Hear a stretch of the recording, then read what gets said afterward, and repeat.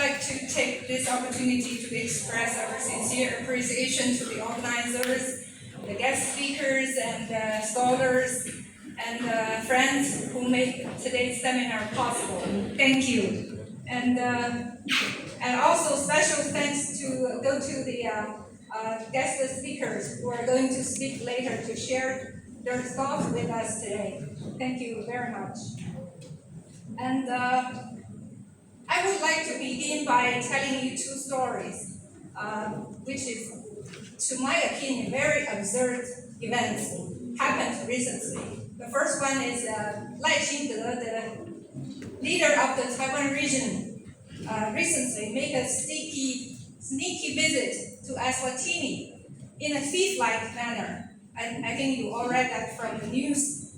And in a bid to extend the so-called international living space for separatist activities, Lai and his entourage knelt down on one knee to present gifts to the Queen Mother of Eswatini, which has sparked strong criticism and backlash from local residents.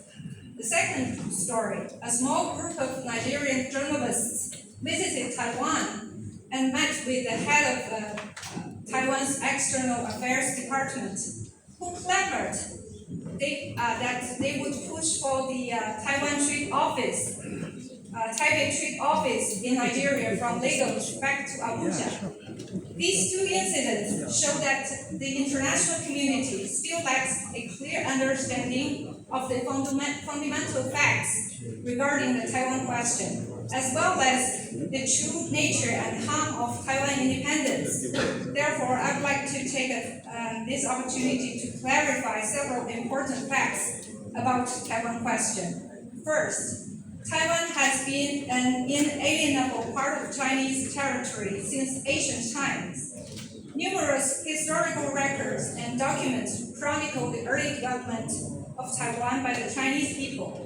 As early as the 12th century, the Chinese government established administrative institutions in Taiwan and exercised jurisdiction over it. In 1895, Japan seized Taiwan through war.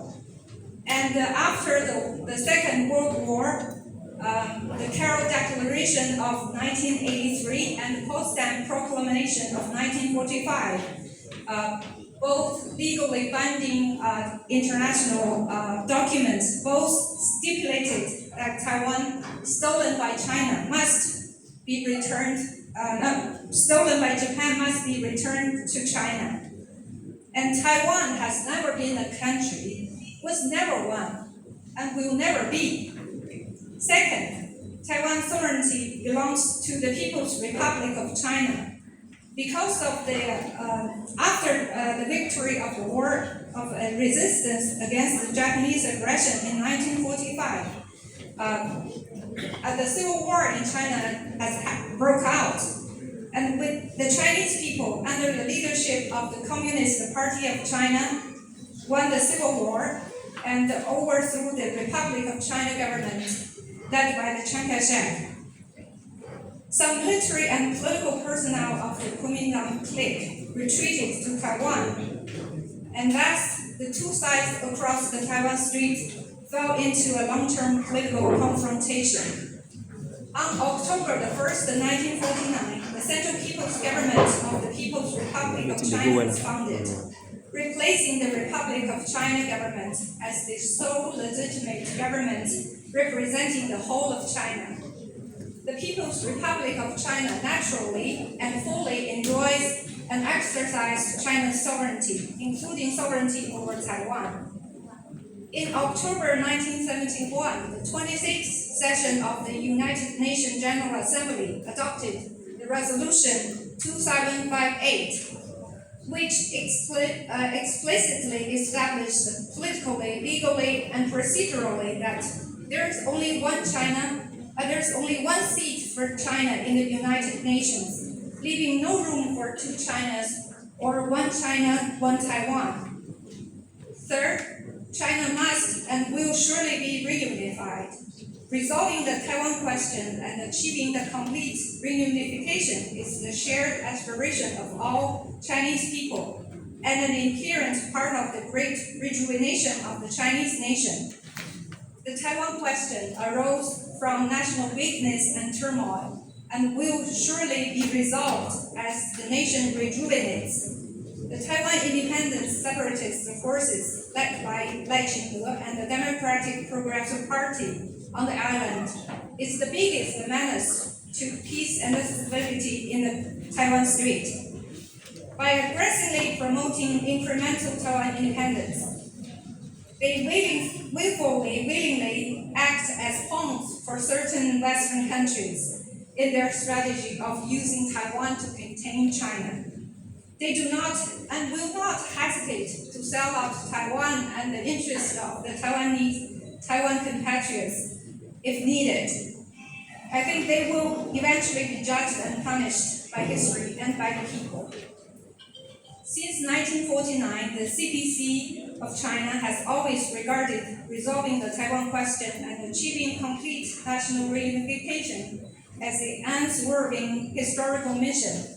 In the new era and on the new journey, the Communist Party of China is determined to unswervingly advance the great cause of national reunification as it advances the great rejuvenation of the Chinese nation through Chinese-style modernization.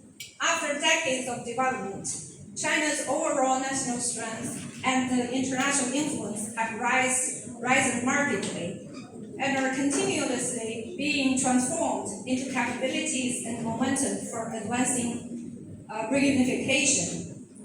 The Central People's Government of China has always cared for Taiwan's future and the well-being of Taiwan compatriots. Let me give you an example. As the war in Iran began erupted, and many Taiwan compatriots were stranded and trapped in that area. Our embassies and consulates in the region acted immediately upon their call for help. And we pulled 93 stranded Taiwan compatriots out of the war zone and sent them home safely via Shanghai. And they expressed their gratitude to the motherland in their interviews, saying that whenever, no matter when and wherever they are, the motherland is always there for them. Okay, on the basis of upholding this one China principle, the Chinese mainland is willing to take concrete actions to promote cross-strait exchanges and cooperation to a higher level in the interest of the Taiwan compatriots and also in the interest of the whole of the Chinese nation. Fourth, the One China principle is the universal consensus of the international community. Rooted in solid historical facts and legal grounds, the One China principle is further affirmed by UN resolutions, i.e. Resolution number 2758. In diplomatic practices, the authority of the resolution is reflected in the correct positions, policies, and actions on Taiwan-related issues by the UN General Assembly, UN specialized agencies, and many UN member states. The One China principle has become acknowledged norms and common sense of all countries, as well as a solemn commitment made by the diplomatic partners to respect China's sovereignty and territorial integrity. Currently, 183 countries, including Nigeria, have established and developed diplomatic relations with China on the basis of One China principle. There is no such thing as two Chinas or one China, one Taiwan. And now, lastly, ladies and gentlemen, I would like to spend a few more minutes to visit Nigeria's adherence to this One China principle. Since the establishment of diplomatic ties in 1971, Nigeria has made solemn commitments to upholding the One China principle and opposing Taiwan independence on multiple occasions. During President Tinubu's state visits to China in September 2024, Nigeria reaffirmed the bilateral joint statement that it opposes all forms of Taiwan independence, rejects interference in China's internal affairs, and firmly supports the efforts of Chinese government to achieve national reunification. It is precisely in accordance with the One China principle, Nigeria relocated Taiwan's representative office out of its capital, Abuja, and explicitly defined it as a non-diplomatic institution. This has served as the cornerstone for the sound and steady development of our two countries. It is precisely on the political foundation of the One China principle that China-Nigeria relations have grown into a comprehensive strategic partnership, yielding fruitful outcomes across all fields. Let me just give you a few examples. Last month, the headquarters building of ECOWAS, constructed with Chinese assistance in Abuja, was officially handed over. Known as the Eye of West Africa, the edifice is the third international organization office facility that China has aided in building in Africa, following the African Union Conference Center. It has not only become a landmark in Abuja, but also provided solid hardware support for Nigeria and ECOWAS members to discuss regional development plans. Another one, on May the 1st this year, just this month, China officially implemented zero tariff treatment for 53 African countries, including Nigeria, opening up broader market opportunities for Nigerian goods. Nigerian agricultural products like sesame, ginger, cashew nuts, and cocoa can access the Chinese market more smoothly and at a lower cost, as long as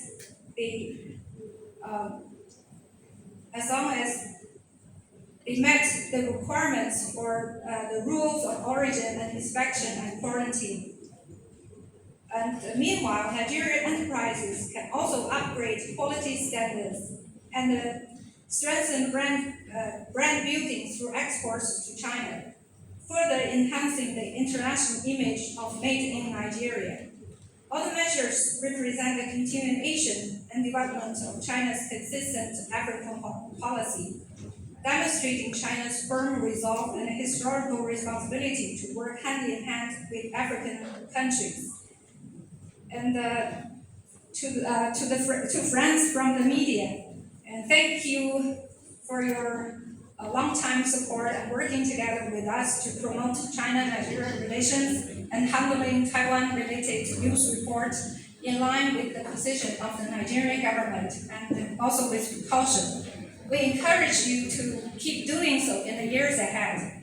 We believe that the Nigerian journalists will see through the political tricks and hypocritical ploys of the DPP authority in Taiwan and maintain sober judgment and never be misled or coerced by their empty rhetoric into taking a wrong position.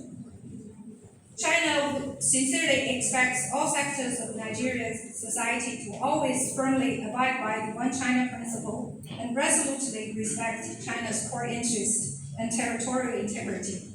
In particular, in Taiwan-related news coverage, stay clear of the erroneous wording such as referring to Taiwan as a country or using the so-called Taiwanese ambassador to Nigeria. It is highly expected that the Nigerian media outlets and friends from the media adopt an objective and impartial reporting stance and taking concrete actions jointly safeguard the traditional friendship and overall cooperation between China and Nigeria. That's the remarks, and I wish today's media salon a complete success. Thank you.